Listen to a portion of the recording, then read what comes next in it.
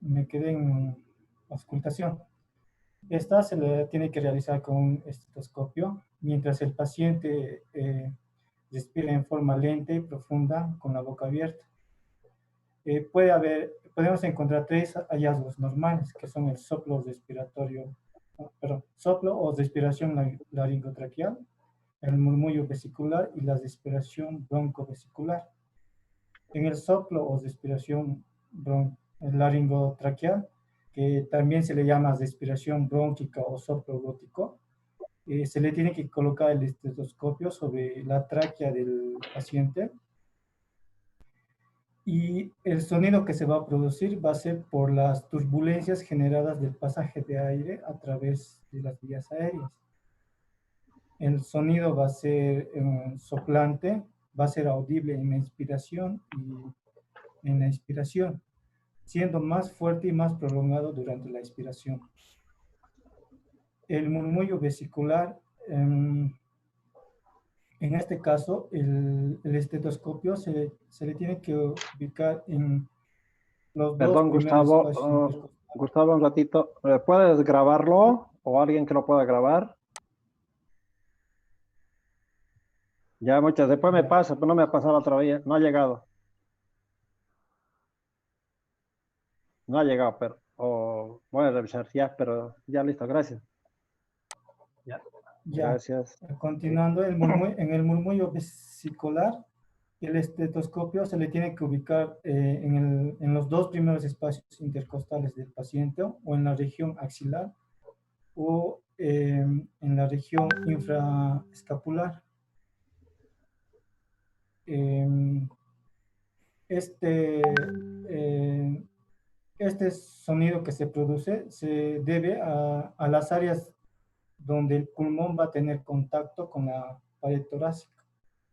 El sonido es suave, de tonalidad baja y es predominante durante la inspiración.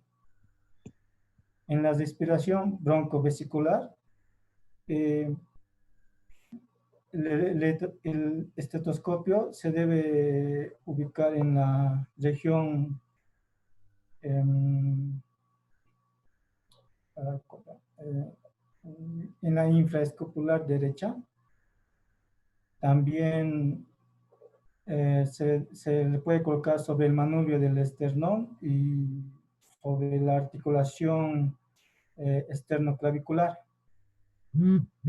Este sonido se va a deber por la superposición del soplo laringotraqueal y el murmullo vesicular que se van en algunas regiones de la pared torácica. Ya. En los hallazgos anormales que podemos encontrar durante la auscultación van a ser la alteración cuantitativa del murmullo vesicular, el reemplazo del murmullo vesicular por otros ruidos respiratorios y ruidos agregados. En la respiración cuantitativa del murmullo vesicular, esta puede ser aumentada, disminuida o abolida. Cuando es aumentada, generalmente es por una hiperventilación producida por un ejercicio intenso. También puede ser ocasionado por una acidosis metabólica o cuando el pulmón se encuentra total o parcialmente obstruido, como es en el caso de la lactasia. En la disminución o la ebullición, esta puede deberse por dos causas. Uno, por alteraciones de la producción, que es cuando la entrada del aire puede estar disminuida o puede estar suprimida.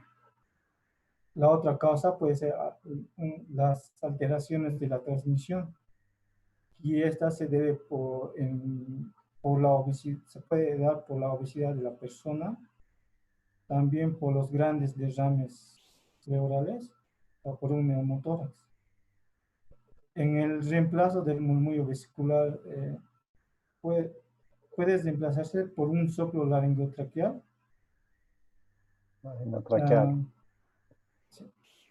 Soplo laringotraqueal. En este caso, este ruido puede escucharse en cualquier área del parénquima pulmonar.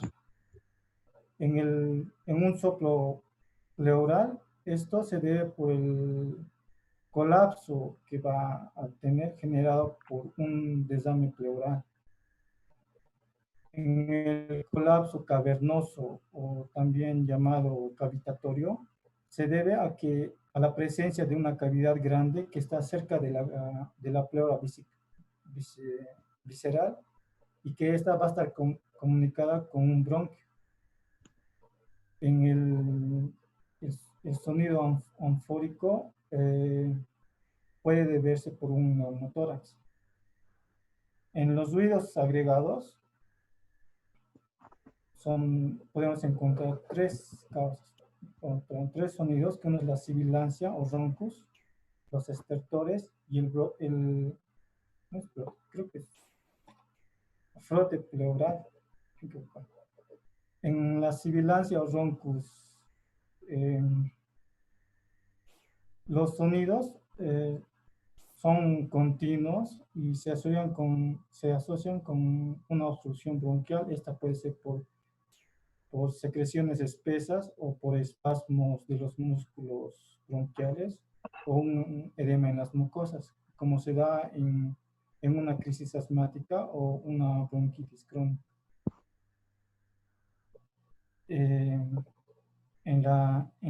Los estertores, que también son llamados estertores húmedos, van a predominar durante la inspiración y generalmente se debe a la presencia de secreciones en los bronquios o el colapso de los alvéolos.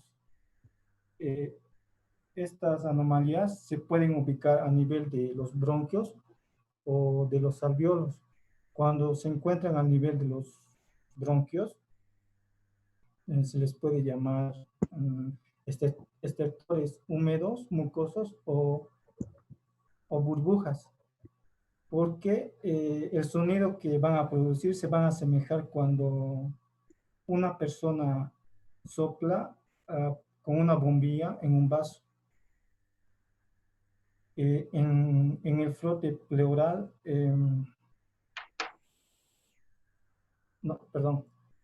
cuando los estertores se originan a nivel de los alvéolos, se va a denominar estertores crepitantes.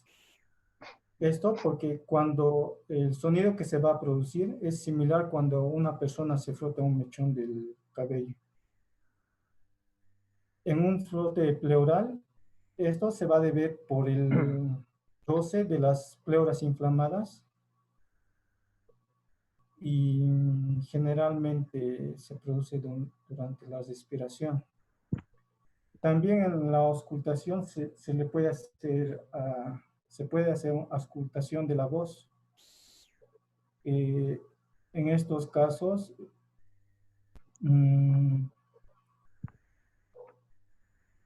puede ser,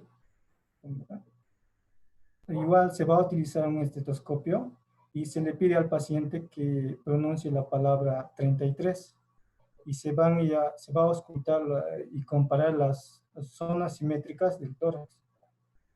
Estas pueden ser, podemos encontrar ruidos alterados, como ser una disminución o una abolición.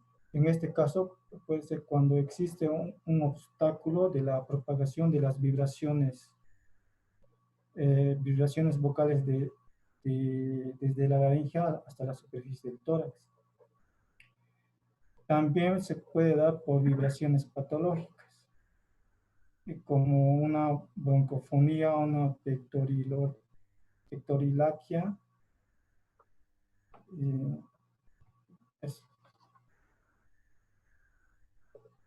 Hasta ahí sería la inspección, el examen físico.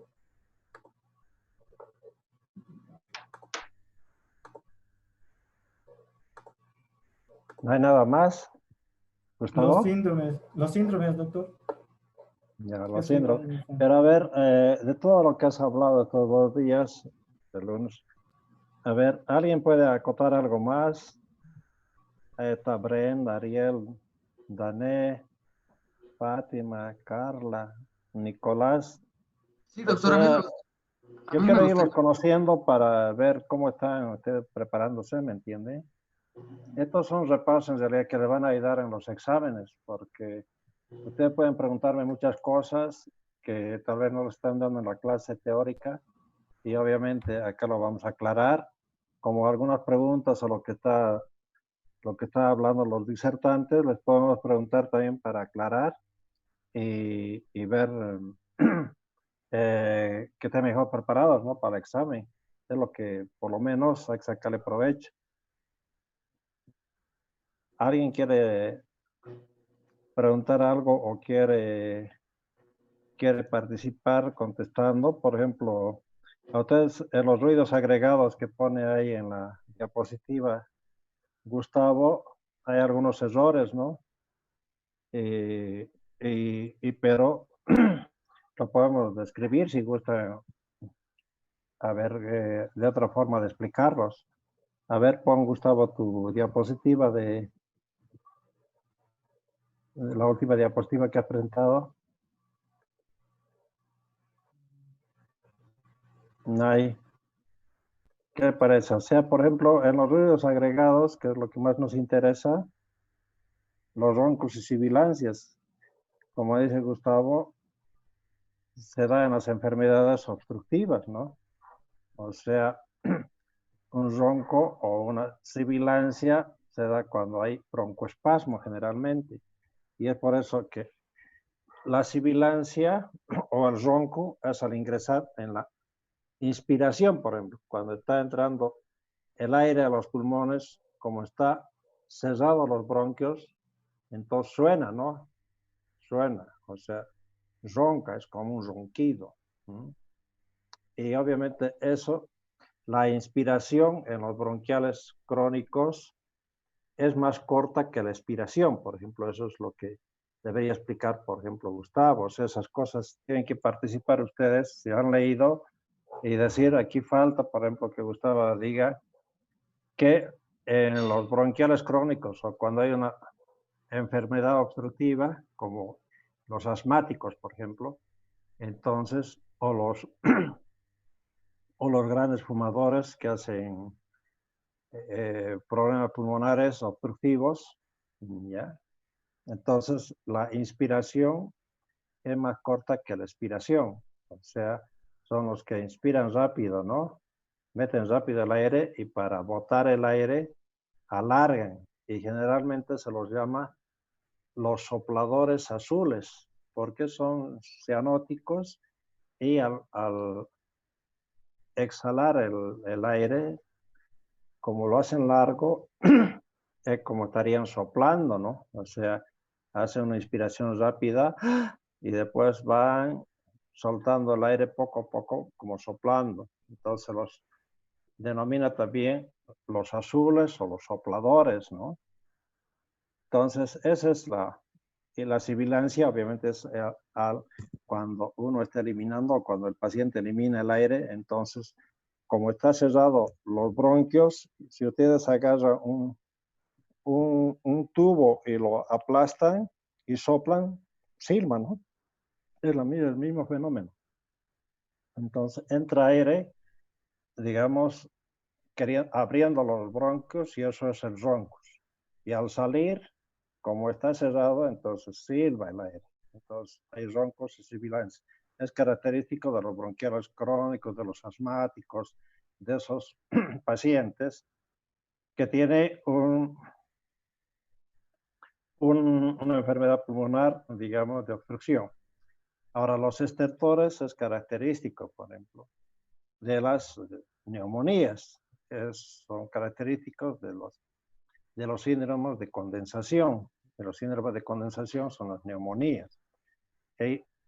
Pero hay los estertores y los crépitos, que quería decir Gustavo, que en la práctica son iguales. La diferencia, digamos, que se puede encontrar que el estertor es más grueso, o sea, es un ruido más ronquido, más duro, más fuerte. En cambio, el crépito es más fino, o sea, es un chirrido también, pero más fino. Y bueno, los estertores, cuando hay, digamos, una neumonía con una secreción muy densa, unas flemas, un moco, lo que quieran llamarlo, más densa, entonces va a ser el ruido más grueso. En cambio, cuando hay líquido, digamos, agua nada más, como no siempre en la neumonía, sino también en el edema agudo del pulmón, que es un acúmulo de agua, digamos, en el parénquima pulmonar, entonces el ruido es más fino, entonces es un chirrido más fino, ¿ya?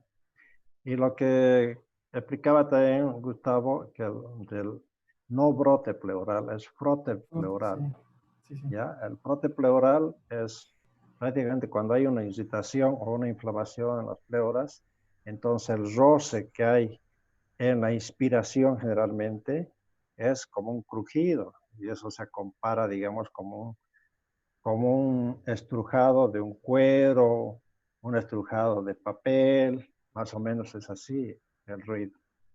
Entonces, eso es lo que yo quiero que ustedes participen, ¿ya?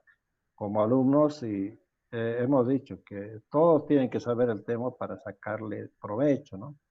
Y todas las dudas tienen que llevar para decir, yo no he entendido esto por decir, no sé, qué es brote pleural, digamos, ¿no? Cuando se da. Entonces, para preguntarnos, o preguntar al disertante, o preguntarme a mí. Entonces, esa es la idea de que saquemos provecho estudiando todos y bueno, es más fácil aprender cuando uno ya sabe ya. Ya, entonces, ¿hay alguna pregunta más o seguimos que Gustavo exponiendo síndromes? Sí, doctor, yo quisiera, bueno, hay una acotación que quisiera hacer que he visto y que, bueno, por lo menos no he escuchado que lo haya mencionado, es que los ruidos bronquiales y alveolares se escuchan normalmente con el diafragma del estetoscopio, mientras que el ruido traqueal se escucha, o bueno, la laringotraqueal se escucha sobre todo con la campana. Ya, eso es por, básicamente por lo agudo y graves que son, ¿no? O sea, se puede escuchar con los dos, obviamente. Algunos semiólogos o médicos dicen, es mejor escuchar con la campana y no con el diafragma. Pero en la práctica, yo te voy a decir, si tú vas a ser observativo y puedes ver, no sé, 50 médicos de tus docentes, ¿y quién usa y cuántos usan la campana? A ver, si quieres hacer ese estudio y vas a ver que, ¿sabes cuántos usan? El 0%. Nadie usa, ¿ya? Y es lo mismo en ruidos cardíacos, que es lo mismo, ¿no? Que para cierto tipo de soplos se usa, digamos, la campana y para cierto tipo de otros ruidos usamos, para soplos generalmente la campana y para un ruido normal, digamos, cardíaco, el diafragma. Entonces, tú puedes ver en tu clase de cardiología, si te va a tener oportunidad de ver cómo examinan los cardiólogos, todos examinamos con el diafragma. Pero bueno, por los ruidos agudos y graves, o sea, la facilidad que puedes escuchar, digamos, en los soplos, con la campana aparentemente puedes detectar mejor, digamos, si es un soplo sistólico, diastólico, pero hay que educar mucho el oído para poder decir esas cosas. ¿Ya? ¿Qué más quieres? ¿Cómo te llamas, el que preguntó? Nicolás, doctor, y una Nicolás. consulta más. Nicolás Olivera. Fisiopato, bueno, en realidad son dos preguntas. La primera es, en fisiopato estamos viendo y en algunas de las descripciones de las historias clínicas mencionan a los estertores crepitantes. ¿Serían como una mezcla entre estertor y crépito o se refieren a lo mismo? Es una forma de decir, ¿ya? O sea, ya te digo, crépitos o estertores tienen la similitud de características, ¿ya? Lo único que yo he sacado, digamos, la conclusión que el crépito es más fino, nada más. Y se habla más de crépitos cuando hay líquido, o sea, agua, digamos, en el edema agudo de pulmón, vas a escuchar siempre crépitos bivasales, porque es fino. Y a las neumonías vas a ver que siempre dice estertores, ¿ya? Y ahora algunos hacen una combinación. Digamos que he escuchado grueso y delgado, o fino. Entonces, estertores crepitantes, ¿me entiendes? Es una combinación. Entonces, ahí tendrías que interpretar que tiene entre unas plemas, digamos, o moco, y tiene agua. O sea tiene un líquido mixto, ¿no? Eso tendrías que interpretar. Pero al final resulta ser lo mismo. Estertores crepitantes, crépitos o estertores es lo mismo. Eso, Nicolás. Gracias, doctor. Y una última pregunta más. En cuanto a las atelectasias, ¿cómo se escucharían las atelectasias? ¿Serían como estertores, igual que la neumonía? No, pues. Atelectasia, ¿qué quiere decir? Atelectasia quiere decir que está colapsado. ¿Me entiendes? O sea, una atelectasia pulmonar es un colapso pulmonar. Y si está colapsado tu pulmón, ¿entra aire o no entra aire? No estaría entrando aire. Entonces no escucha nada, ¿no ves? Ya, doctor, gracias. Es un silencio.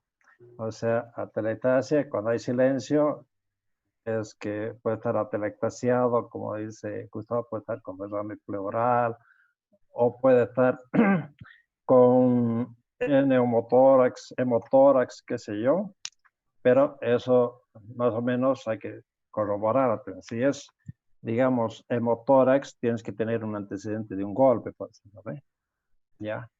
O neumotórax, también de un problema, por así decirlo, de un golpe, o generalmente un golpe. Y además, o una lesión contusa, te digo. Entonces, y además, la dificultad respiratoria, a la inspección vas a ver en el hemotórax o neumotórax que si no entra aire, si el pulmón está colapsado, si no entra aire, a ver, el hemitórax que está colapsado,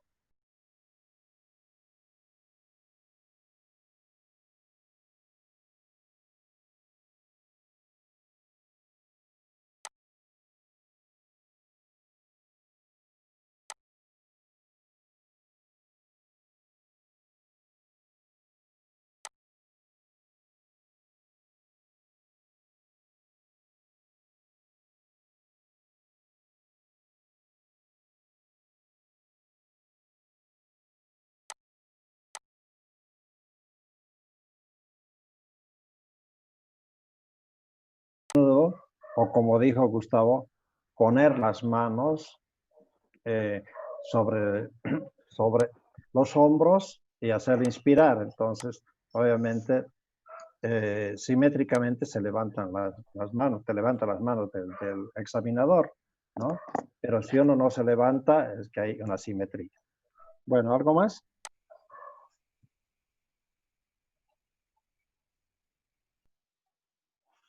Ya.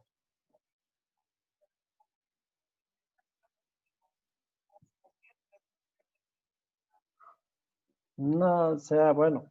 A ver, ¿qué es lo que has entendido del signo de la moneda?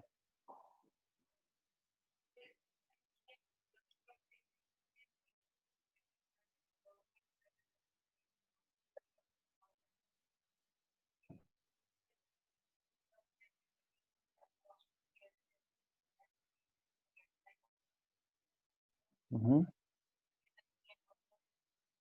No, nada, o sea, hay muchos términos semiológicos, ¿no? Y clínicos, más semiológicos, ¿no? Que prácticamente es lo que, te voy a responder lo que lo he respondido a Nicolás. Tú vas a ver, puedes ver 100 médicos y cómo hacen la auscultación, lo examinan al paciente. Y si realmente utilizan monedas, nadie, ¿entiendes? Nadie. Entonces, es un enunciado más para, digamos, aprender y salir, digamos, de la ignorancia, digamos. Pero después, en la práctica, no tiene ninguna connotación. ¿Ya? ¿Me ha entendido? Listo. ¿Algo más?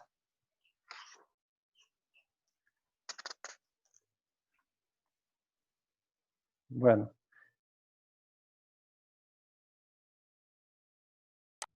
No, aún no, doctor.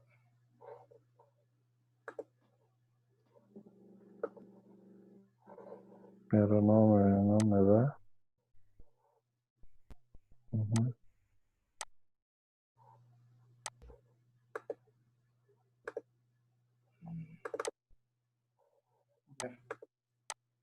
Ya.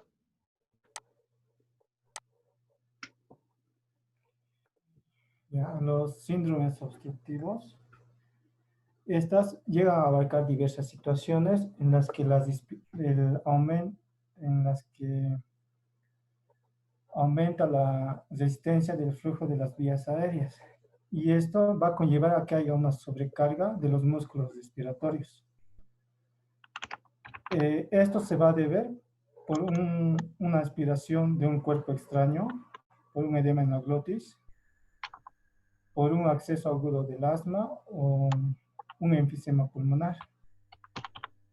Eh, para, para el diagnóstico, los pasos que deben seguirse es, primero, reconocer las manifestaciones clínicas obstructivas, posteriormente, establecer el nivel anatómico de la obstrucción y, por último, formalizar un diagnóstico.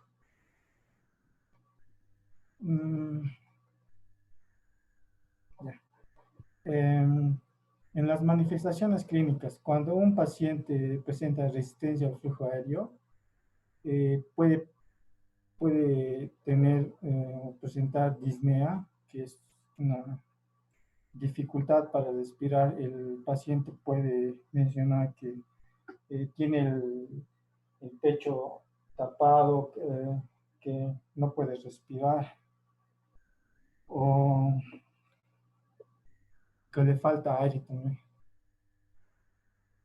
También puede presentar tos, que es seca, y también puede ser escasamente productiva.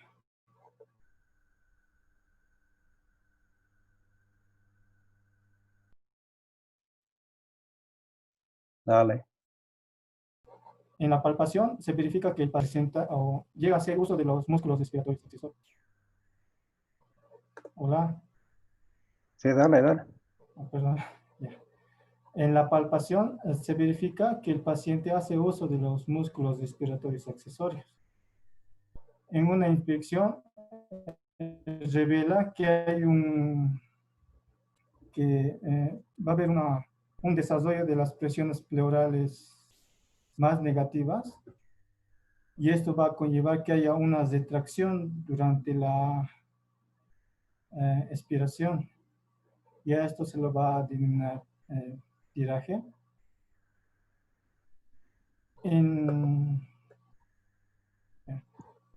Estos casos obstructivos, estos síndromes obstructivos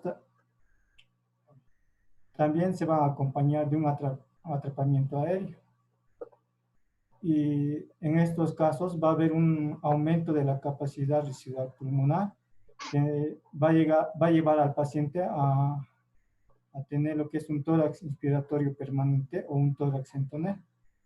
Esto se va a caracterizar por un aumento del volumen torácico, como ven aquí en las imágenes. También va a haber un incremento del diámetro anteposterior.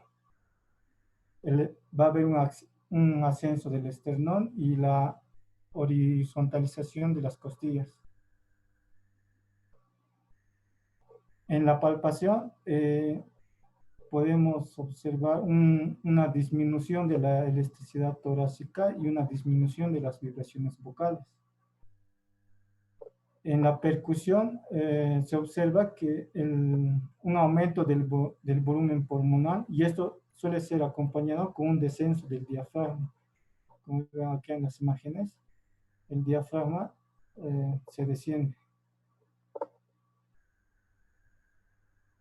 En la auscultación,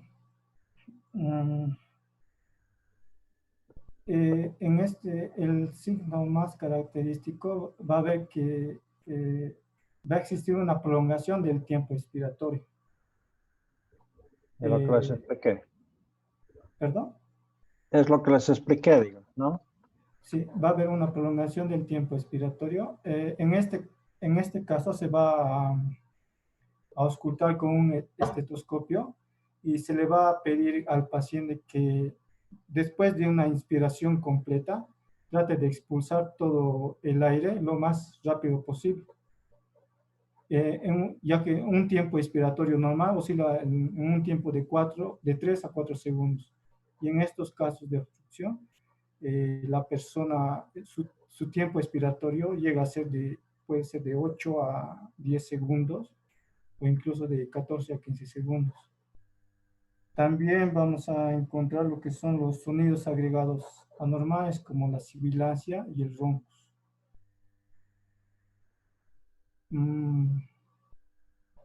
Para el diagnóstico del nivel de obstrucción, esta puede ser a nivel central o a nivel periférico. Cuando es a nivel central, presenta una disnea, un tiraje, también un poca hiperinfusión, Insuflación. hiperinsuflación, una sibilancia en la inspiración y en la expiración. Cuando es periférica, presenta una disnea, un tiraje, una hiperinsuflación, roncus y una sibilancia.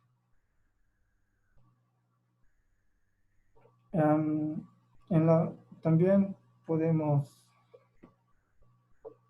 en la formulación del diagnóstico de una enfermedad específica, que puede ser por una obstrucción de vías aéreas superiores, también puede ser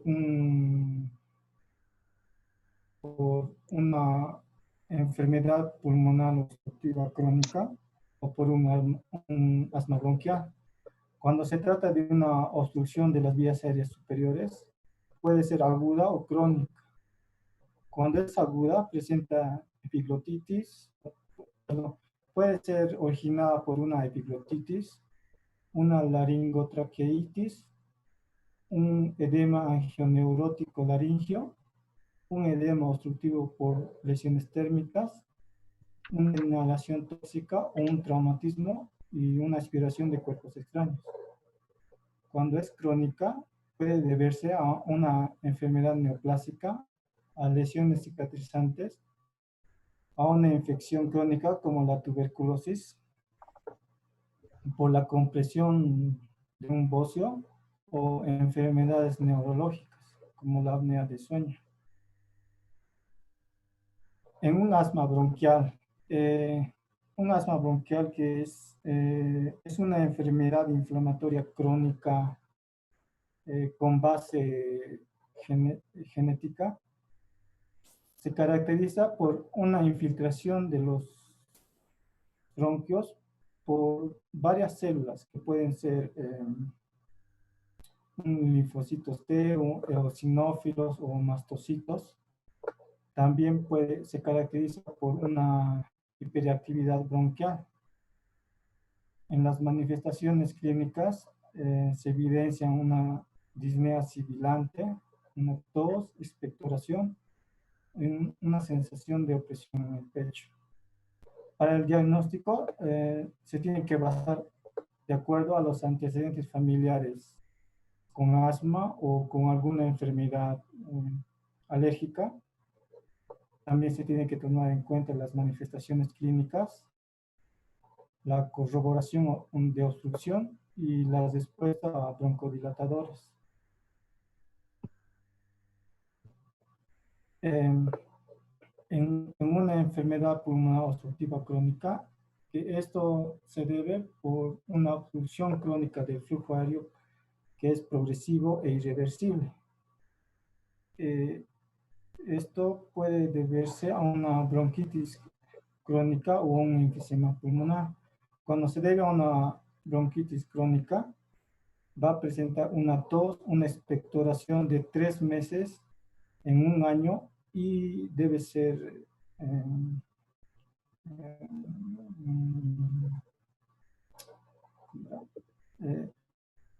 durante 3 meses por 1 año y consecutivo por 2 años. En un enfisema pulmonar, esta se va a caracterizar por un agrandamiento anormal y permanente de los espacios aéreos distales a un bronquio terminal, y también va a presentar una obstrucción de las paredes. Las causas principales de esta enfermedad puede ser por hábitos de fumar, y en una menor medida por la deficiencia del alfa-1 antitripsina, que es un inhibidor,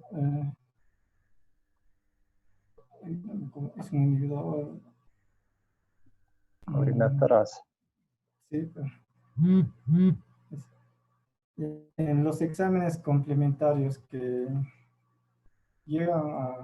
o nos ayudan para hacer el diagnóstico, se le pide una radiografía de tórax, que puede ser anteroposterior o lateral, una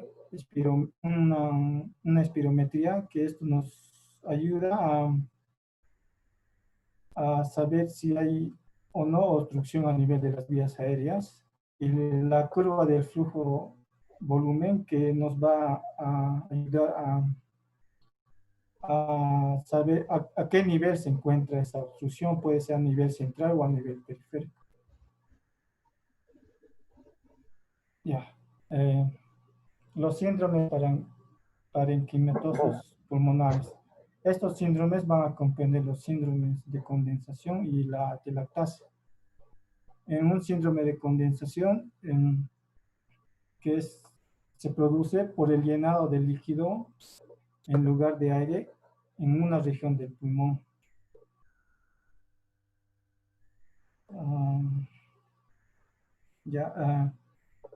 En estos casos va a haber una afectación del parénquima pulmonar, donde va a producir una inflamación del pulmón y va a comprometer a los alveolos. La causa más común o la más frecuente llega a ser por una neumonía. También otras causas son los tumores, las hemorragias alveolares, los edemas pulmonares y las neumotitis. En cuanto a las manifestaciones clínicas, estas son muy variables y van a estar en relación con la afectación del parénquima pulmonar. Pueden presentar disnea con patrón ventilatorio restrictivo.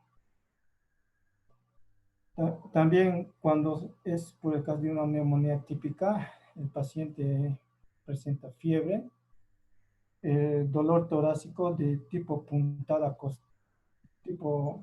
de costado, y tos con expectoración eslumbrosa. Cuando se debe por una neumonía neumocócica, se pueden observar las fases neumónicas, como el eritema malar y el herpes labial. Al examen físico podemos encontrar en la palpación reducción de la expansión pulmonar y aumento de las vibraciones vocales. En la percusión se puede encontrar matidez y submatidez en la región afectada. En la auscultación va a desaparecer lo que es el murmullo vesicular y va a ser reemplazado por un soplo tubárico.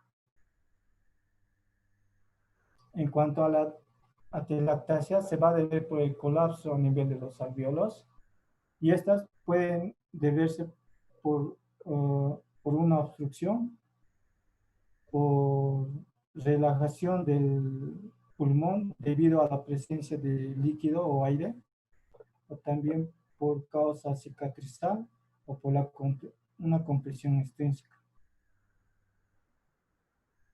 En los signos y síntomas pueden no presentar síntomas, pero hay algunos casos que sí presentan, y estas pueden ser como una tos, disnea, cianosis, estridor, hipoxemia, dolor torácico, también taquicardia, hipertermia y en ocasiones shock. A la exploración física, en estos casos va a haber una asimetría del hemitórax afectado. También va a haber una disminución de los movimientos respiratorios. También podemos encontrar una desviación del tráquea al lado de la región afectada. Y también podemos ver un estrechamiento de los espacios intercostales. En la palpación podemos encontrar una disminución de la elasticidad y disminución de la expansibilidad. También van a estar abolidas las vibraciones vocales. En la percusión vamos a encontrar una matidez en la región afectada. También una hipersonalidad en las regiones vecinas y también en la región de la columna vertebral. En la auscultación, el murmullo vesicular va a estar abolida. También vamos a encontrar los ruidos agregados anormales, como la sibilancia y roncos.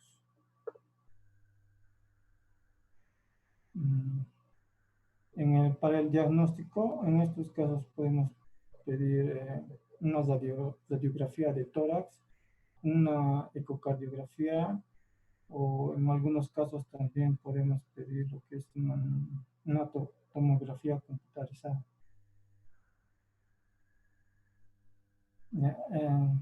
Entrando ya al examen pleural, estas van a deberse por la acumulación de líquido dentro del espacio pleural. Pueden tener múltiples causas y generalmente se clasifican como transudados o exudados. Estas en su etiología pueden deberse en su mayor parte a una insuficiencia cardíaca crónica, a neumonías, a metastasis o compromiso linfático, a una embolia pulmonar o una tuberculosis pulmonar. En los tipos de desames pleurales, cuando es un transudado pleural, se debe a un aumento de la presión hidrostática y a nivel de los capilares y a una disminución de la presión oncótica de la sangre. Cuando es por un exudado, se debe por el líquido se filtra dentro de los vasos sanguíneos. Una cosa que diferencia en estos casos es cuando es un transudado, la secreción tiene un contenido de proteínas, es muy bajo. Cuando es un exudado, la secreción puede contener células, proteínas o algún material sólido. Los transudados pueden estar asociados a una insuficiencia cardíaca crónica, a un síndrome nefrótico, a una cirrosis hepática, a una hidronefrosis, a una diálisis peritoneal. Cuando es un exudado, el aumento de la permeabilidad capilar produce una inflamación y pueden estar asociadas a infecciones que pueden ser bacterianas, víricas, micóticas, o también pueden deberse a una tuberculosis.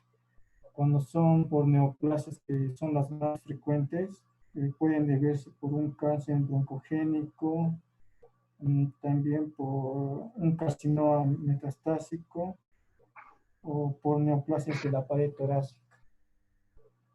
También se asocia a una embolia pulmonar, a una enfermedad del tejido conjuntivo como la artritis reumatoide o el lupus eritematoso sistémico. También pueden asociarse a enfermedades intraabdominales como el acceso subnefrótico o una pancreatitis. Y por traumas que pueden dar lugar a un hemotórax.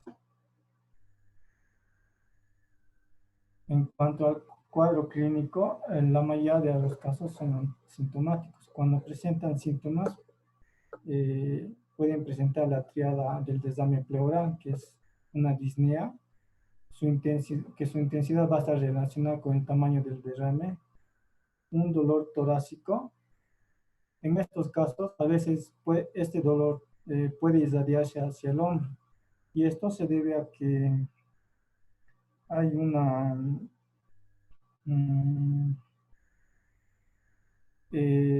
la pleura, va a haber una agitación a nivel de la pleura parietal diafragmática.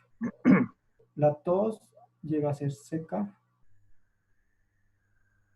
En el examen físico, en la inspección encontramos un abombamiento del hemitórax afectado y también puede haber un aumento de la frecuencia respiratoria.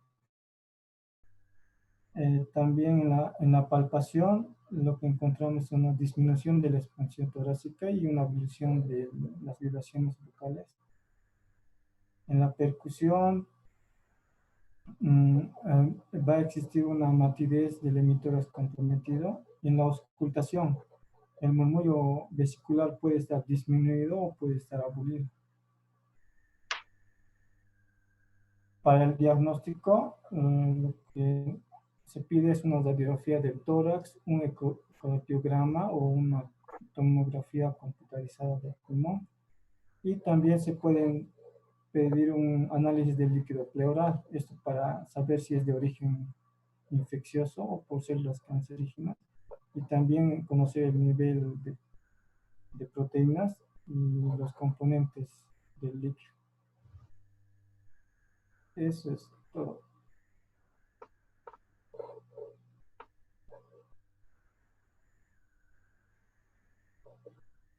¿Es todo?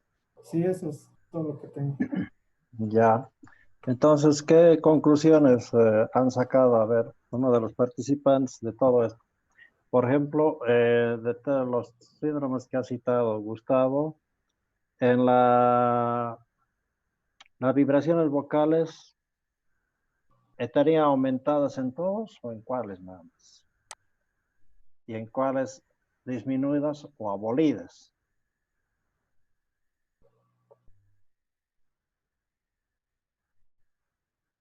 Exactamente, o sea, abolidos en una atelectasia, por decirte, pero el único síndrome que aumenta las vibraciones vocales es el de condensación, o sea, una neumonía, ¿no ves? Y el resto están disminuidos o abolidos. Por ejemplo, en el derrame pleural están disminuidas, no están abolidas, ¿no? En la atelectasia están abolidas. Ya. Entonces, ¿qué otros otras características? Si vamos al examen, bueno, esto es semiología, pero al examen de líquido en los derrames pleurales o en cualquier líquido, hay que saber diferenciar el exudado del trasudado, ¿no ve? ¿La diferencia cuál es? Lo que ha dicho Gustavo. ¿Puede alguien repetir?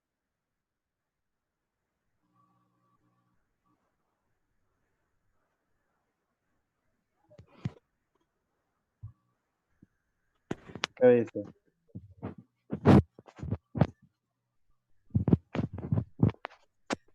La diferencia entre un trasudado y un exudado es que el trasudado no tiene no tiene un gran contenido de proteínas, mientras que en el exudado podemos encontrar hasta células muertas y algunas veces puede haber hemoptisis.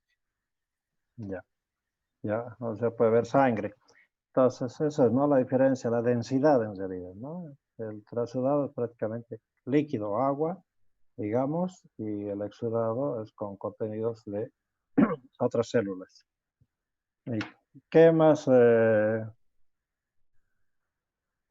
qué otras características más quieren preguntar o qué quieren aportar ustedes?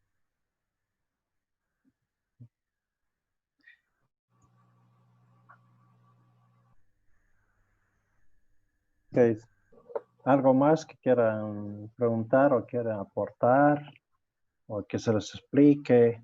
Eso es lo que yo quiero, que hagan preguntas, que participemos. Esto más que una disertación tiene que ser como una mesa redonda, que es la idea, ¿no? Que si hubiéramos estado en las aulas, como yo les prometí, entonces hubiéramos hecho como mesa redonda y participar y sacarnos todas las dudas de lo que hemos leído o aumentar algunas cosas que no hemos hablado, ¿me entiende? Esa es la idea. Pero bueno, ahora estamos con otro sistema, pero podemos hacerlo lo mismo. Entonces, si tiene alguna pregunta, Macanudo, dime.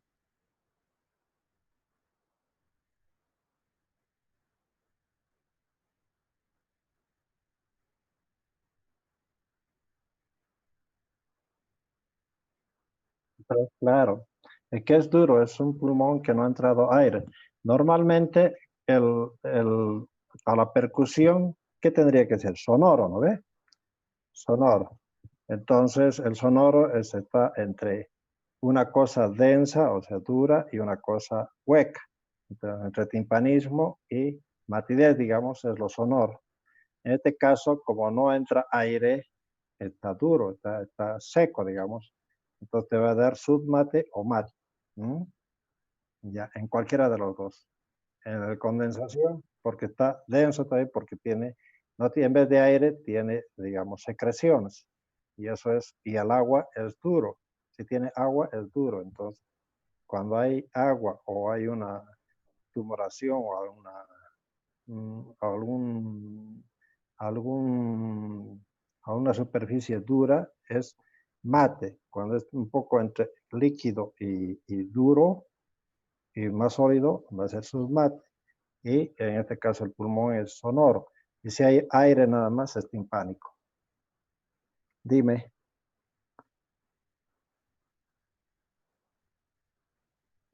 No, pues no. Matidez, bueno, si tú consideras que es por derrame pleural, la matidez, y es por líquido, se puede decir, ¿no? Pero para mí que está mal dicho, ¿no? Solamente matidez y después cuando tengas el diagnóstico, qué sé yo, ya uno tiene que suponer que es por líquido. ¿Mm? Ya.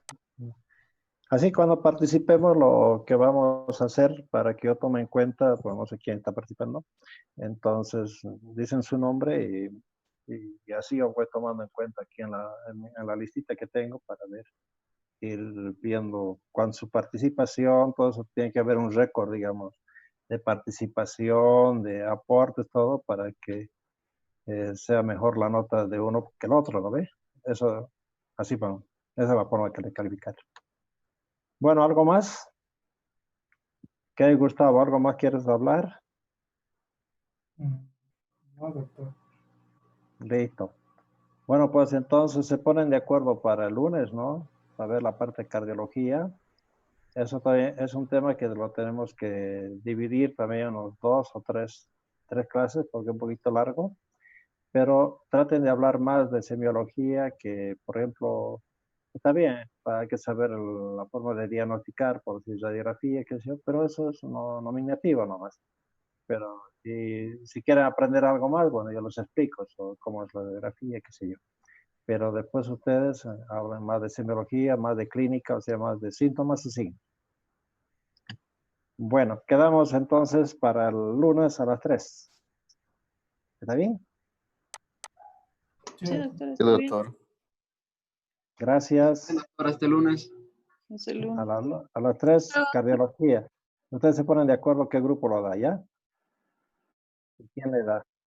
Chao, Está bien, luego. doctor. Hasta luego. Hasta luego, doctor. Hasta luego, gracias.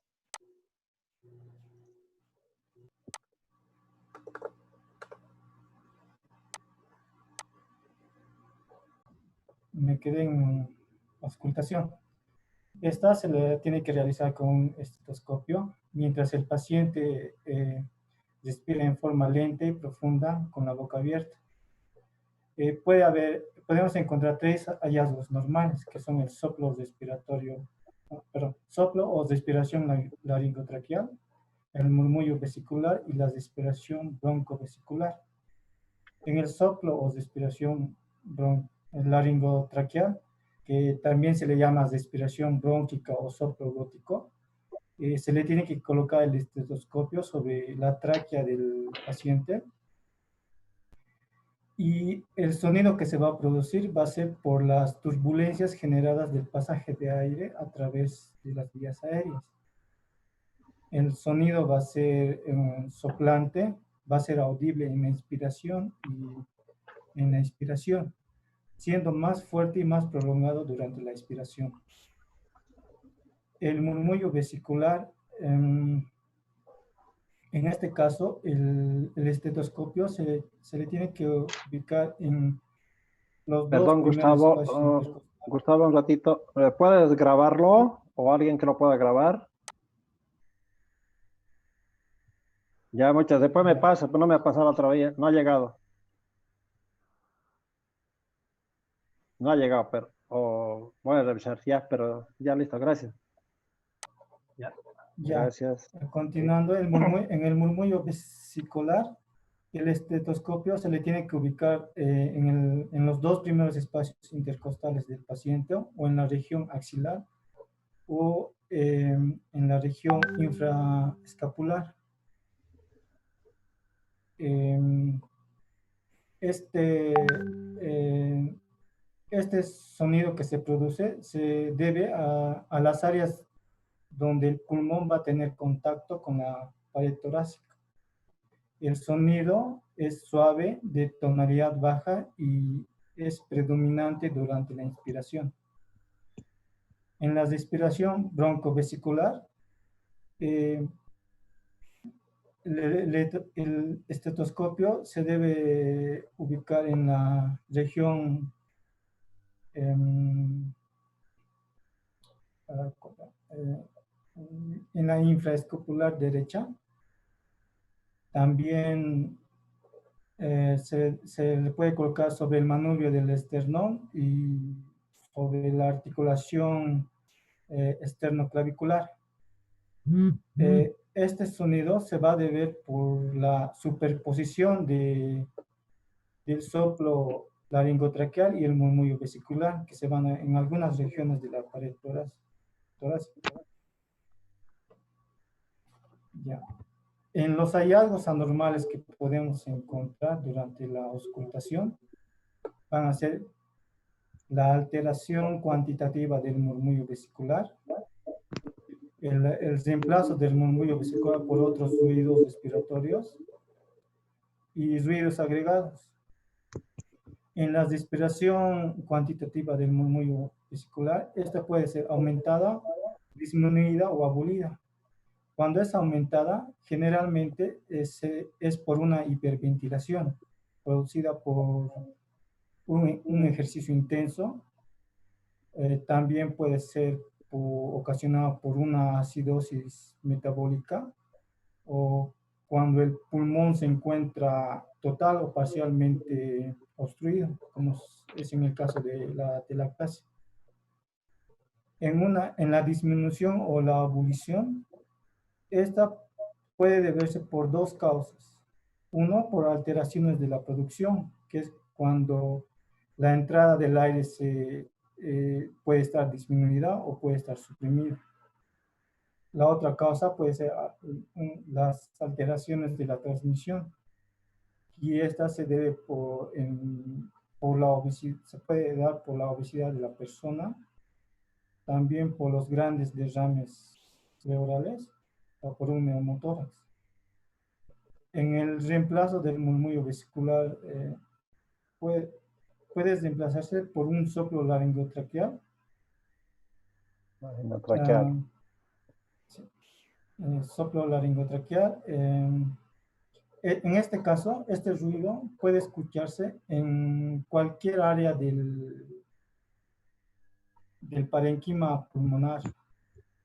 En un soplo pleural, esto se debe por el colapso que va a tener generado por un desame pleural. En el colapso cavernoso o también llamado cavitatorio, se debe a la presencia de una cavidad grande que está cerca de la pleura visceral y que esta va a estar comunicada con un bronquio. en el sonido anfórico puede deberse por un neumotórax. En los ruidos agregados podemos encontrar tres causas, tres sonidos, que uno es la sibilancia o roncus, los estertores y creo que es frote pleural. En la sibilancia o roncus, los sonidos son continuos y se asocian con una obstrucción bronquial. Esta puede ser por secreciones espesas o por espasmos de los músculos bronquiales o un edema en las mucosas, como se da en una crisis asmática o una bronquitis crónica.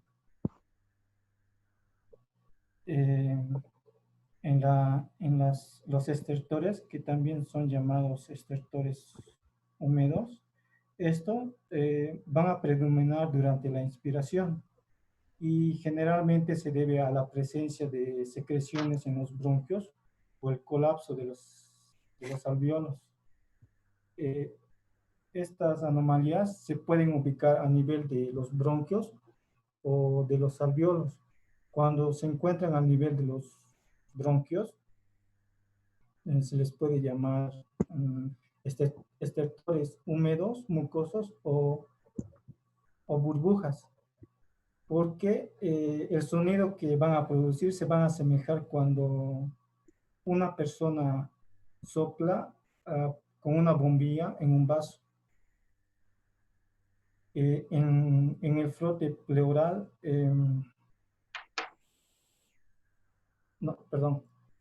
cuando los estertores se originan a nivel de los alveolos, se va a denominar estertores crepitantes. Esto porque cuando el sonido que se va a producir es similar cuando una persona se frota un mechón del cabello. En un frote pleural, esto se va a deber por el roce de las pleuras inflamadas y generalmente se produce durante la respiración. También en la auscultación se puede hacer una auscultación de la voz. En estos casos,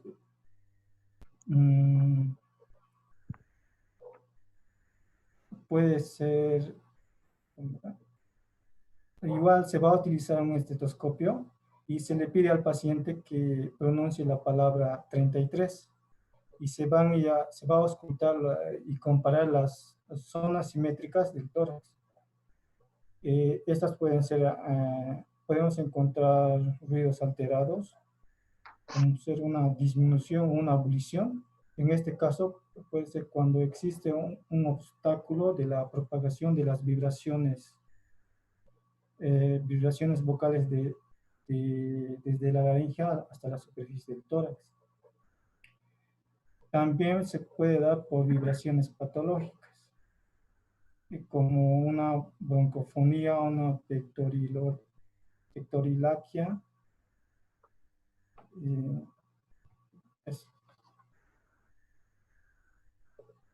Hasta ahí sería la inspección, el examen físico.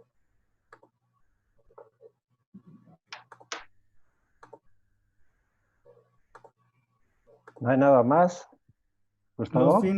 Los síndromes, doctor. Ya, los síndromes. Pero a ver, de todo lo que has hablado estos 2 días, de lunes, a ver, ¿alguien puede acotar algo más? Está Brenda, Ariel, Dané, Fátima, Carla, Nicolás. Sí, doctor, yo quiero irlos conociendo para ver cómo están ustedes preparándose, ¿me entiende?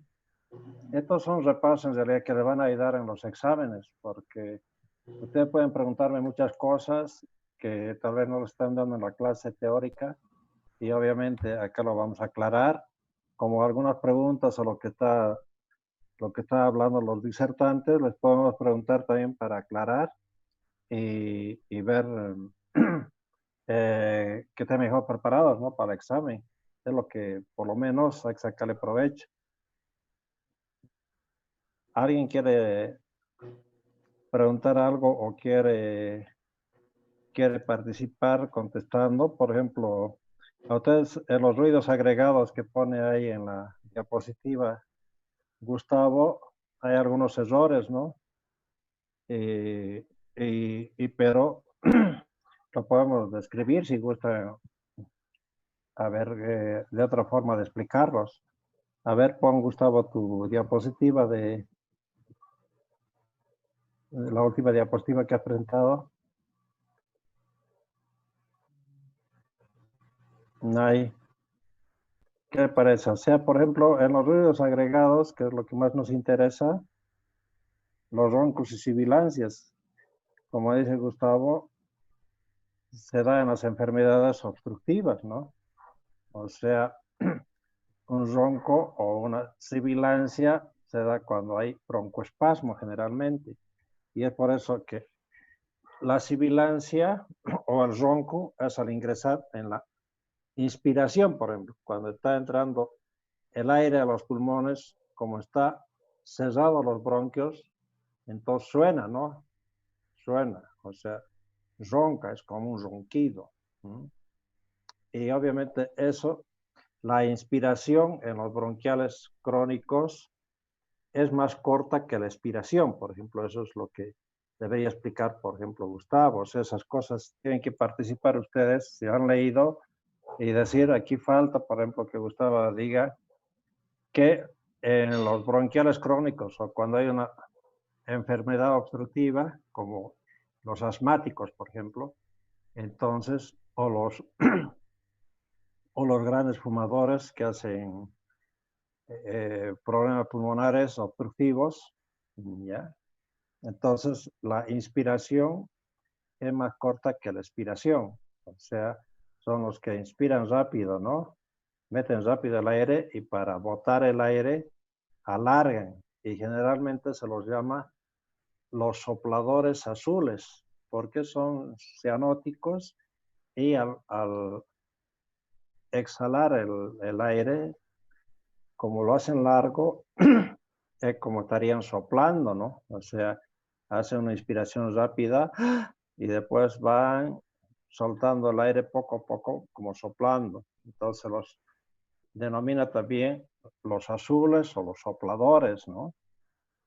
Entonces, esa es y la sibilancia, obviamente, es cuando uno está eliminando o cuando el paciente elimina el aire, entonces, como está cerrado los bronquios, si ustedes agarran un tubo y lo aplastan y soplan, silban, ¿no? Es el mismo fenómeno. Entonces, entra aire, digamos, abriendo los bronquios y eso es el roncos. Y al salir, como está cerrado, entonces silba el aire. Entonces hay roncos y sibilancias. Es característico de los bronquiales crónicos, de los asmáticos, de esos pacientes que tiene una enfermedad pulmonar, digamos, de obstrucción.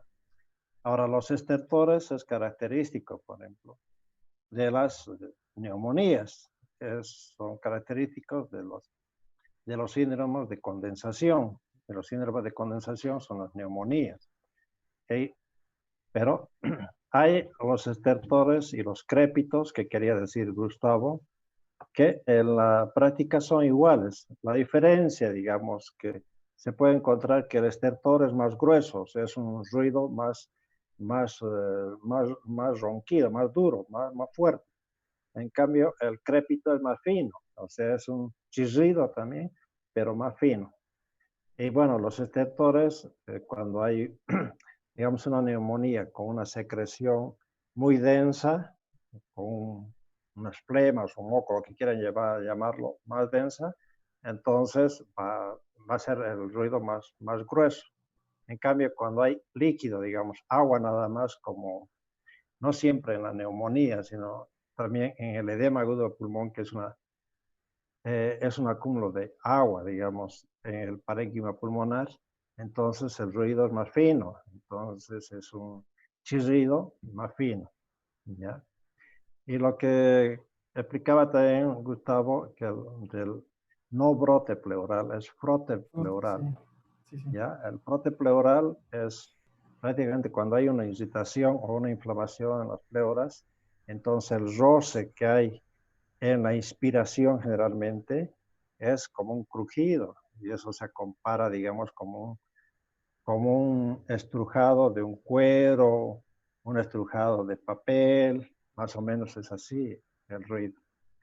Entonces, eso es lo que yo quiero que ustedes participen, ¿ya? Como alumnos y hemos dicho que todos tienen que saber el tema para sacarle provecho, ¿no? Y todas las dudas tienen que llevar para decir, yo no he entendido esto por decir, no sé, qué es brote pleural, digamos, ¿no? Cuando se da. Entonces, para preguntarnos, o preguntar al disertante, o preguntarme a mí. Entonces, esa es la idea de que saquemos provecho estudiando todos y bueno, es más fácil aprender cuando uno ya sabe ya. Ya, entonces, ¿hay alguna pregunta más o seguimos que Gustavo exponiendo síndromes? Sí, doctor, yo quisiera, bueno, hay una acotación que quisiera hacer que he visto y que, bueno, por lo menos no he escuchado que lo haya mencionado, es que los ruidos bronquiales y alveolares se escuchan normalmente con el diafragma del estetoscopio, mientras que el ruido traqueal se escucha, o bueno, la laringotraqueal se escucha sobre todo con la campana. Ya, eso es por, básicamente por lo agudo y graves que son, ¿no? O sea, se puede escuchar con los dos, obviamente. Algunos semiólogos o médicos dicen, es mejor escuchar con la campana y no con el diafragma. Pero en la práctica, yo te voy a decir, si tú vas a ser observativo y puedes ver, no sé, 50 médicos de tus docentes, ¿y quién usa y cuántos usan la campana? A ver, si quieres hacer ese estudio y vas a ver que, ¿sabes cuántos usan? El 0%. Nadie usa, ¿ya? Y es lo mismo en ruidos cardíacos, que es lo mismo, ¿no? Que para cierto tipo de soplos se usa, digamos, la campana y para cierto tipo de otros ruidos usamos, para soplos generalmente la campana y para un ruido normal, digamos, cardíaco, el diafragma. Entonces, tú puedes ver en tu clase de cardiología, si te vas a tener oportunidad de ver cómo examinan los cardiólogos, todos examinamos con el diafragma. Pero bueno, por los ruidos agudos y graves, o sea, la facilidad que puedes escuchar, digamos, en los soplos, con la campana aparentemente puedes detectar mejor, digamos, si es un soplo sistólico, diastólico, pero hay que educar mucho el oído para poder decir esas cosas. ¿Ya? ¿Qué más quieres? ¿Cómo te llamas, el que preguntaba?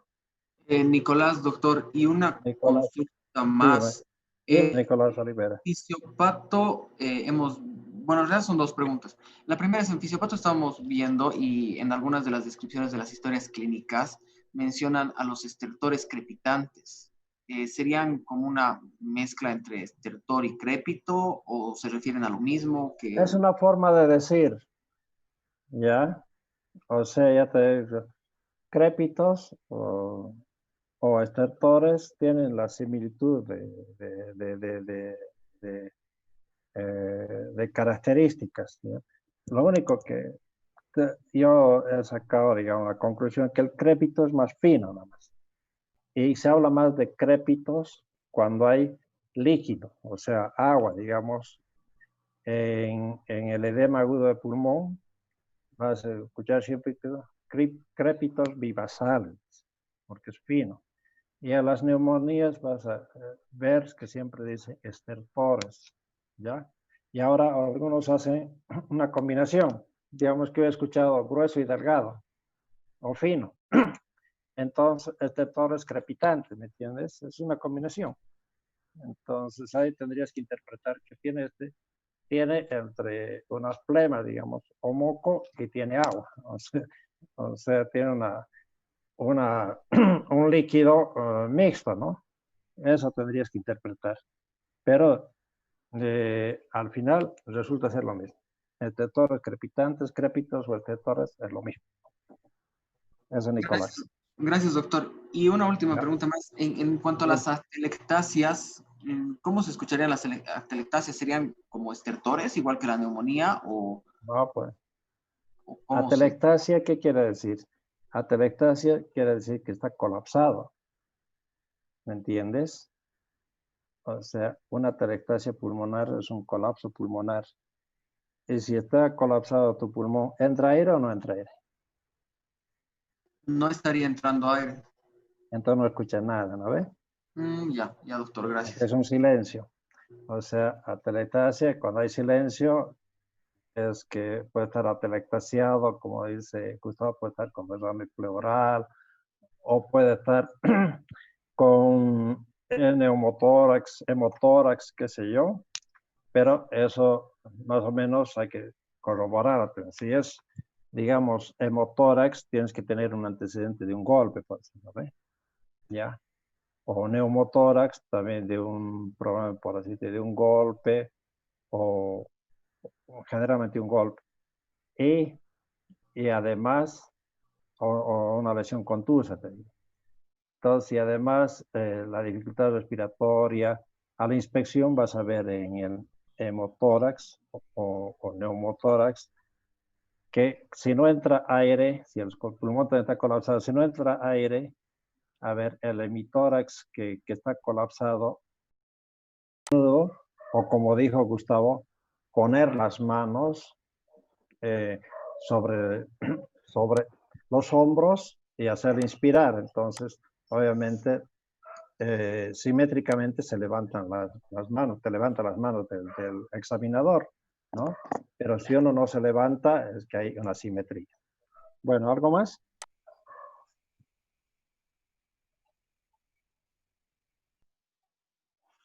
Ya.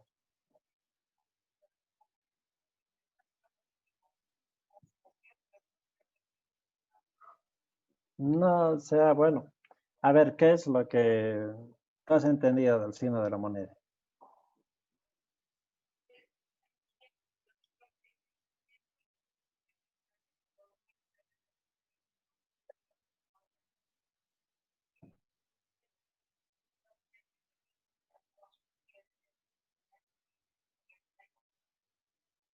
Uh-huh. No, nada, o sea, hay muchos términos semiológicos, ¿no? Y clínicos, más semiológicos, ¿no? Que prácticamente es lo que, te voy a responder lo que lo he respondido a Nicolás. Tú vas a ver, puedes ver 100 médicos y cómo hacen la auscultación, lo examinan al paciente. Y si realmente utilizan monedas, nadie, ¿entiendes? Nadie. Entonces, es un enunciado más para, digamos, aprender y salir, digamos, de la ignorancia, digamos. Pero después, en la práctica, no tiene ninguna connotación. ¿Ya? ¿Me ha entendido? Sí, listo. ¿Algo más?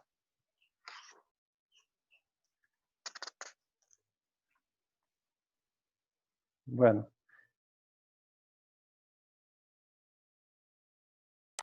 No, aún no, doctor.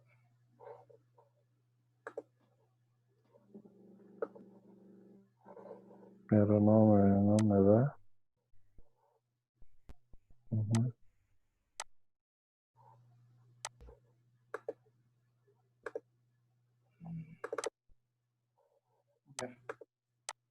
Ya.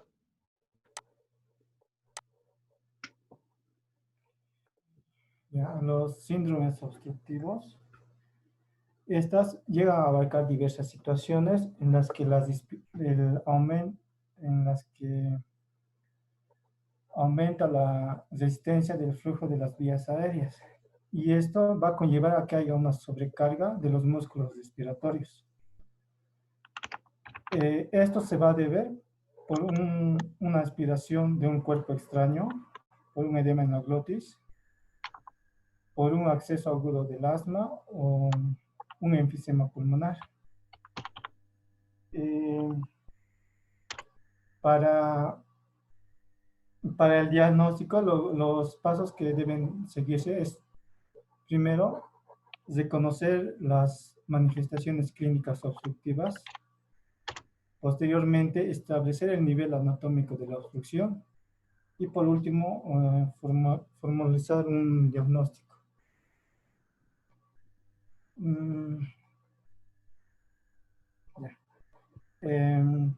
En las manifestaciones clínicas, cuando un paciente presenta resistencia al flujo aéreo, puede tener o presentar disnea, que es una dificultad para respirar. El paciente puede mencionar que tiene el pecho tapado, que no puede respirar, o que le falta aire también.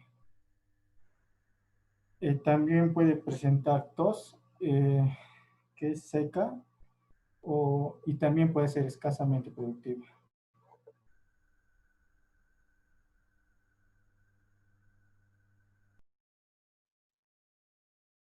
Dale.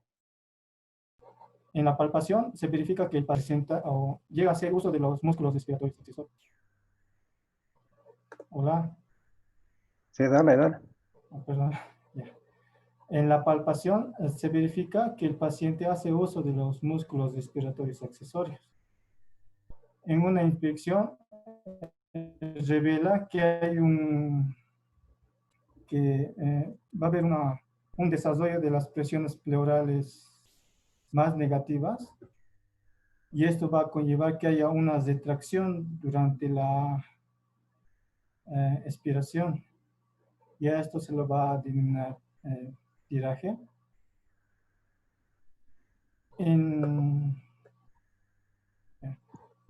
Estos casos obstructivos, estos síndromes obstructivos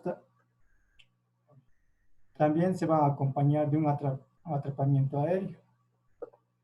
Y en estos casos va a haber un aumento de la capacidad residual pulmonar, que va a llevar al paciente a tener lo que es un tórax inspiratorio permanente o un tórax en tonel. Esto se va a caracterizar por un aumento del volumen torácico, como ven aquí en las imágenes. También va a haber un incremento del diámetro anteposterior. Va a haber un ascenso del esternón y la horizontalización de las costillas.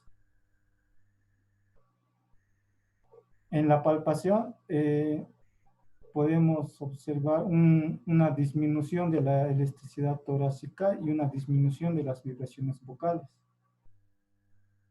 En la percusión se observa que un aumento del volumen pulmonar, y esto suele ser acompañado con un descenso del diafragma. Como ven aquí en las imágenes, el diafragma se desciende. En la auscultación, el signo más característico va a ver que va a existir una prolongación del tiempo expiratorio. Es lo que les expliqué. ¿Perdón? Es lo que les expliqué, digo, ¿no? Sí, va a haber una prolongación del tiempo expiratorio. En este caso se va a auscultar con un estetoscopio, y se le va a pedir al paciente que después de una inspiración completa trate de expulsar todo el aire lo más rápido posible. Ya que un tiempo expiratorio normal oscila en un tiempo de 3 a 4 segundos. Y en estos casos de obstrucción, la persona, su tiempo expiratorio llega a ser puede ser de 8 a 10 segundos, o incluso de 14 a 15 segundos. También vamos a encontrar lo que son los sonidos agregados anormales, como la sibilancia y el roncos.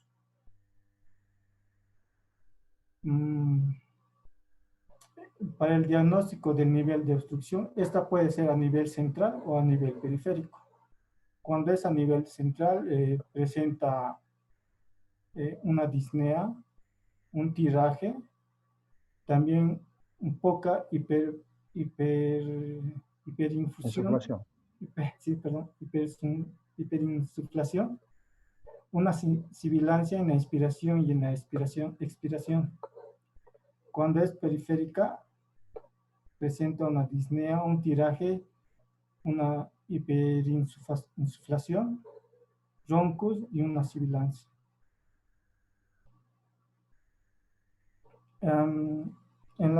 También podemos, en la formulación del diagnóstico de una enfermedad específica, que puede ser por una obstrucción de vías aéreas superiores, también puede ser por una enfermedad pulmonar obstructiva crónica o por un asma bronquial. Cuando se trata de una obstrucción de las vías aéreas superiores, puede ser aguda o crónica. Cuando es aguda, presenta epiglotitis, puede ser originada por una epiglotitis, una laringotraqueitis, un edema angioneurótico laringio, un edema obstructivo por lesiones térmicas, una inhalación tóxica o un traumatismo y una aspiración de cuerpos extraños. Cuando es crónica, puede deberse a una enfermedad neoplásica, a lesiones cicatrizantes, a una infección crónica como la tuberculosis, por la compresión de un bocio o enfermedades neurológicas como la apnea de sueño. En un asma bronquial que es una enfermedad inflamatoria crónica con base genética, se caracteriza por una infiltración de los bronquios por varias células que pueden ser linfocitos T, o eosinófilos o mastocitos. También se caracteriza por una hiperactividad bronquial. En las manifestaciones clínicas se evidencian una disnea sibilante, una tos, expectoración, una sensación de opresión en el pecho.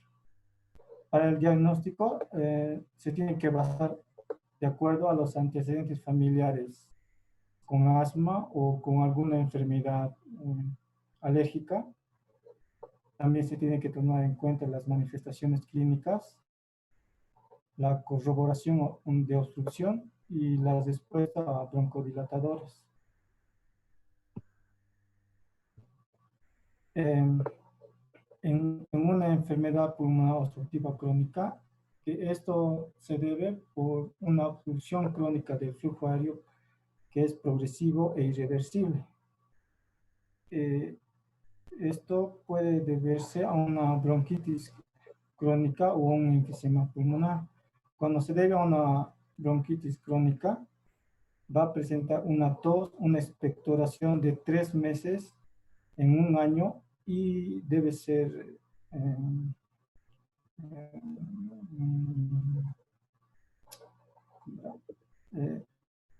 durante 3 meses por un año y consecutivo por 2 años.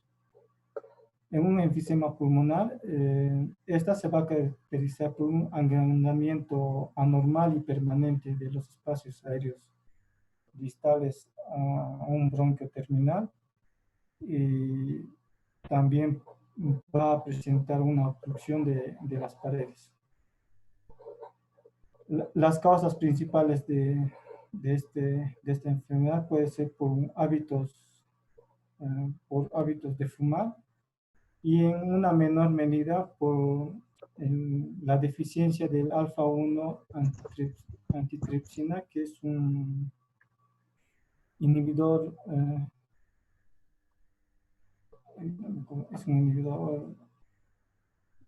Coordinadoras. Sí,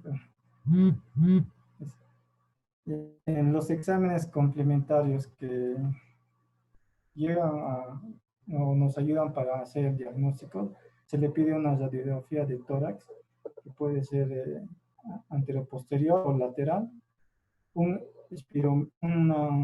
espirometría, que esto nos ayuda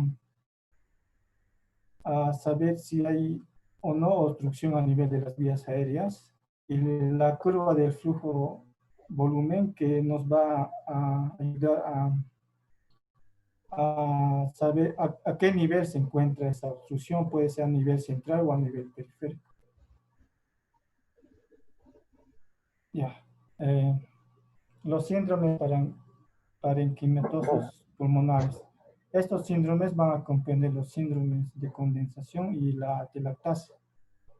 En un síndrome de condensación, se produce por el llenado de líquido en lugar de aire en una región del pulmón.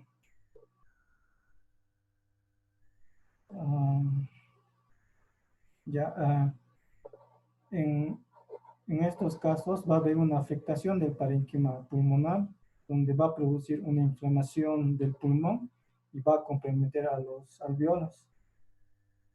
La causa más común o la más frecuente llega a ser por una neumonía. También otras causas son los tumores, las hemorragias alveolares, los edemas pulmonares y las pneumotitis. En cuanto a las manifestaciones clínicas, estas son muy variables y van a estar en relación con la afectación del parénquima pulmonar. Pueden presentar disnea con patrón ventilatorio restrictivo. También, cuando es por el caso de una neumonía típica, el paciente presenta fiebre, dolor torácico de tipo puntada de costado, y tos con expectoración eslumbrosa. Cuando se debe por una neumonía neumocócica, se pueden observar las fases neumónicas, como el eritema malar y el herpes labial. Al examen físico podemos encontrar en la palpación reducción de la expansión pulmonar y aumento de las vibraciones vocales. En la percusión se puede encontrar matidez y submatidez en la región afectada. En la auscultación va a desaparecer lo que es el murmullo vesicular y va a ser reemplazado por un soplo tubárico. En cuanto a la atelactasia, se va a deber por el colapso a nivel de los alveolos, y estas pueden deberse por una obstrucción, por relajación del pulmón debido a la presencia de líquido o aire, o también por causa cicatrizal o por una compresión extrínseca. En los signos y síntomas pueden no presentar síntomas, pero hay algunos casos que sí presentan, y estas pueden ser como una tos, disnea, cianosis, estridor, hipoxemia, dolor torácico, también taquicardia, hipertermia y en ocasiones shock. A la exploración física, en estos casos va a haber una asimetría del hemitórax afectado. También va a haber una disminución de los movimientos respiratorios. También podemos encontrar una desviación del tráquea al lado de la región afectada. Y también podemos ver un estrechamiento de los espacios intercostales. En la palpación podemos encontrar una disminución de la elasticidad y disminución de la expansibilidad. También van a estar abolidas las vibraciones vocales. En la percusión vamos a encontrar una matidez en la región afectada. también una hipersonalidad en las regiones vecinas y también la región de la columna vertebral. En la auscultación, el murmullo vesicular va a estar abolida. También vamos a encontrar los ruidos agregados anormales, como la sibilancia y el roncos.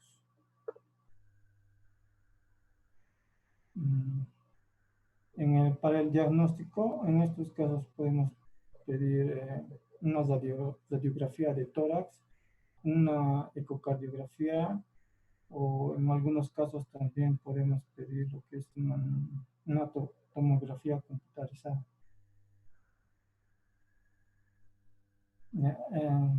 Entrando ya al desdame pleural, estas van a deberse por la acumulación de líquido dentro del espacio pleural. Pueden tener múltiples causas y generalmente se clasifican como transudados o exudados. Estas en su etiología pueden deberse en su mayor parte a una insuficiencia cardíaca crónica, a neumonías, a metastasis o compromiso linfático, a una embolia pulmonar o una tuberculosis pulmonar. En los tipos de desmanes pleurales, cuando es un transudado pleural, se debe a un aumento de la presión hidrostática y a nivel de los capilares y a una disminución de la presión oncótica de la sangre.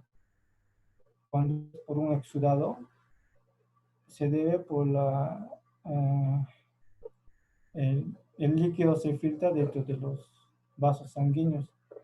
Una cosa que diferencia en estos casos es cuando es un transudado, la secreción tiene un contenido de proteínas, es muy bajo. Cuando es un exudado, la secreción puede contener células, proteínas o algún material sólido. Los transudados pueden estar asociados a una insuficiencia cardíaca crónica, a un síndrome nefrótico, a una cirrosis hepática, a una hidronefrosis, a una diálisis peritoneal. Cuando es un exudado, el aumento de la permeabilidad capilar produce una inflamación y pueden estar asociadas a infecciones que pueden ser bacterianas, víricas, micóticas, o también pueden deberse a una tuberculosis. Cuando son por neoplasias, que son las más frecuentes, pueden deberse por un cáncer broncogénico, también por un carcinoma metastásico o por neoplasias de la pared torácica. También se asocia a una embolia pulmonar, a una enfermedad del tejido conjuntivo como la artritis reumatoide o el lupus eritematoso sistémico. También pueden asociarse a enfermedades intraabdominales como el acceso subnefrótico o una pancreatitis. Y por traumas que pueden dar lugar a un hemotórax. En cuanto al cuadro clínico, la mayoría de los casos son sintomáticos. Cuando presentan síntomas, pueden presentar la tríada del desdame pleural, que es una disnea, que su intensidad va a estar relacionada con el tamaño del derrame, un dolor torácico. En estos casos, a veces este dolor puede irradiarse hacia el hombro, y esto se debe a que hay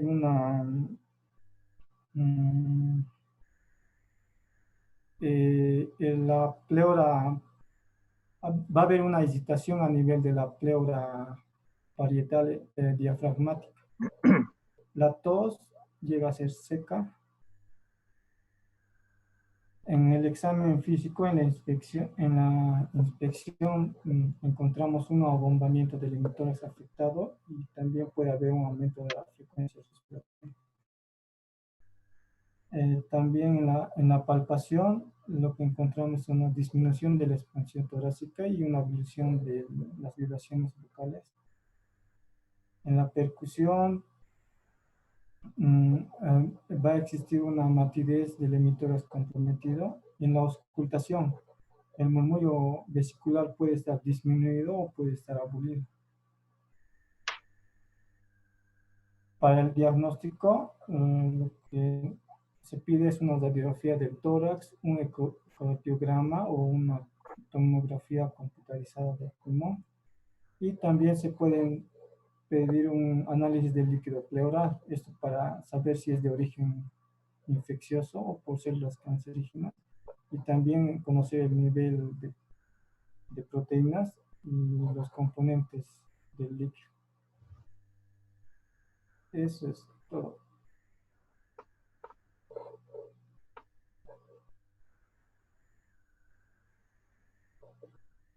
¿Es todo? Sí, eso es todo lo que tengo. Ya. Entonces, ¿qué conclusiones han sacado? A ver, uno de los participantes de todo esto. Por ejemplo, de todos los síndromes que ha citado Gustavo, en las vibraciones vocales, ¿estarían aumentadas en todos o en cuáles nada más? ¿Y en cuáles disminuidas o abolidas?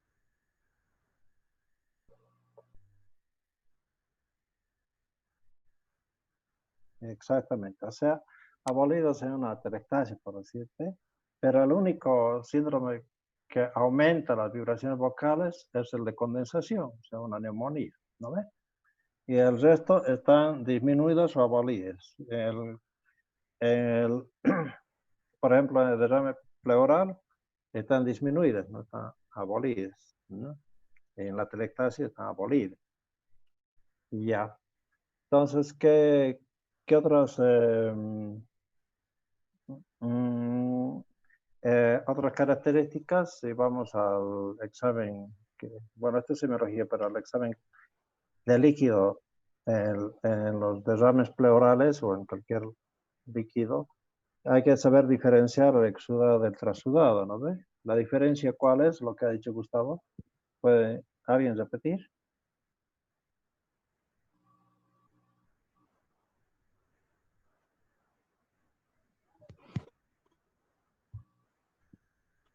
¿Qué dice?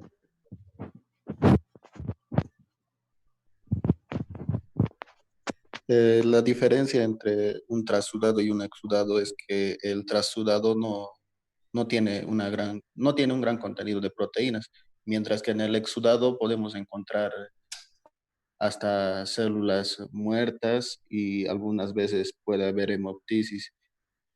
Ya, ya, o sea, puede haber sangre. Entonces, eso es, ¿no? La diferencia, la densidad en realidad, ¿no? El trasudado es prácticamente líquido, agua, digamos, y el exudado es con contenidos de otras células. ¿Y qué más, qué otras características más quieren preguntar o qué quieren aportar ustedes?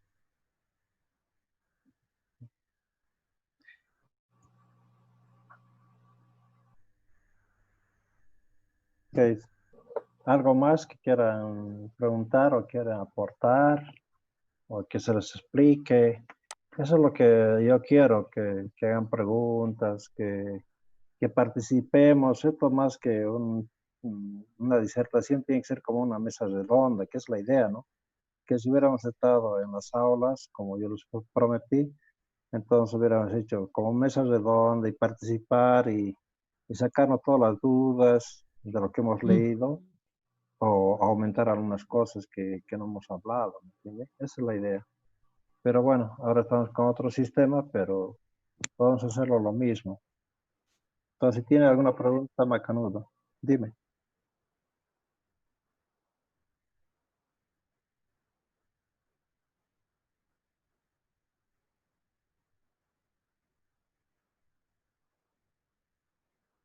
Pero, claro, es que es duro, es un pulmón que no ha entrado aire. Normalmente, a la percusión, ¿qué tendría que ser? Sonoro, ¿no ve? Sonoro. Entonces, el sonoro está entre una cosa densa, o sea, dura, y una cosa hueca. Entonces, entre timpanismo y matidez, digamos, es lo sonoro.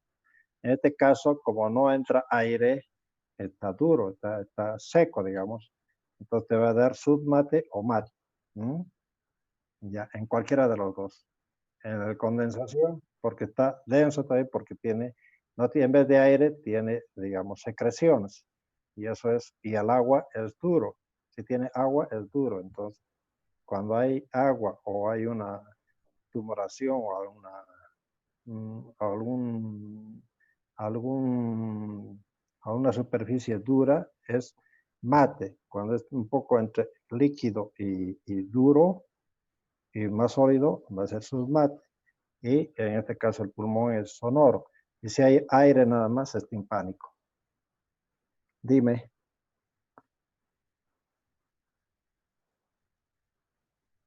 No, pues no. Matidez, bueno, si tú consideras que es por derrame pleural, la matidez, y es por líquido, se puede decir, ¿no? Pero para mí que está mal dicho, ¿no? Solamente matidez y después cuando tengas el diagnóstico, qué sé yo, ya uno tiene que suponer que es por líquido. ¿Mm? Ya. Así cuando participemos, lo que vamos a hacer para que yo tome en cuenta, pues no sé quién está participando, entonces dicen su nombre y así yo voy tomando en cuenta aquí en la listita que tengo para ver, ir viendo con su participación, todo eso tiene que haber un récord, digamos, de participación, de aportes, todo, para que sea mejor la nota de uno que el otro, ¿no ve? Eso, así, bueno, esa es la forma que le calificar. Bueno, ¿algo más? ¿Qué, Gustavo? ¿Algo más quieres hablar? No, doctor. Listo. Bueno, pues entonces se ponen de acuerdo para el lunes, ¿no? Para ver la parte de cardiología. Eso también es un tema que lo tenemos que dividir también en unos 2 o 3 clases, porque es un poquito largo. Pero traten de hablar más de semiología, que por ejemplo, está bien, hay que saber la forma de diagnosticar, por decir radiografía, qué sé yo, pero eso es nominativo nomás. Pero si quieren aprender algo más, bueno, yo les explico cómo es la radiografía, qué sé yo. Pero después ustedes hablan más de semiología, más de clínica, o sea, más de síntomas y signos. Bueno, quedamos entonces para el lunes a las 3. ¿Está bien? Sí, Sí, doctor. doctor, Sí, está bien. doctor. Gracias. Para este lunes. Es el A, lunes. a las 3, cardiología. Ustedes se ponen de acuerdo qué grupo lo da, ¿ya? ¿Y quién le da? Chao, Está bien, doctor. Hasta luego. Hasta luego, doctor. hasta luego, gracias.